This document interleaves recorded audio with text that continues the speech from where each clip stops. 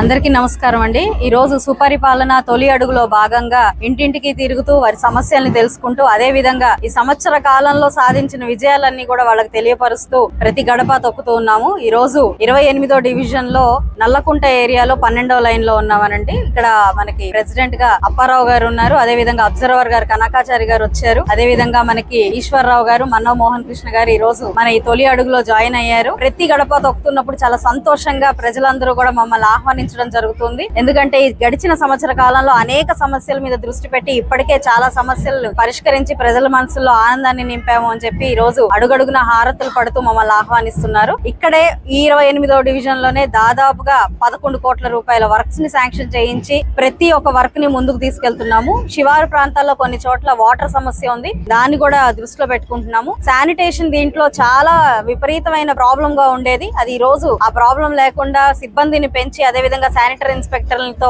Review మీటింగ్లు ఏర్పాటు చేసి ఆ సమస్యను కూడా పరిష్కరించడం జరిగింది। ఈ డివిజన్ పరిధిలో కొన్ని ఏరియాల్లో లైట్లు అనేవి చాలా ప్రాబ్లం గా ఉంది, దాని మీద కూడా దృష్టి పెట్టాము। మొన్ననే ఇండెంట్ అంతా వచ్చి లైట్లు కూడా వాళ్ళకి ఇవ్వడం జరిగింది, 2-3 రోజుల్లో ఆ సమస్య కూడా క్లియర్ అవుతుంది। ఏదేమైనప్పటికీ పూర్తి పశ్చిమ నియోజకవర్గం మొత్తం కూడా అభివృద్ధి పదంలో పరిగెడుతూ ఉంది। ఇటు సంక్షేమం అటు అభివృద్ధి రెండు కళ్ళుగా కూటమి ప్రభుత్వం పనిచేస్తా ఉంది। వారి స్ఫూర్తితో వారి ఆదర్శాలతో మేమందరం నాయకులందరం కూడా కలిసికట్టుగా ఈ రోజు ప్రతి అడుగు ప్రజల కోసమే వేస్తూ ముందుకు వెళ్తున్నాం। చాలా సంతోషంగా ఉంది।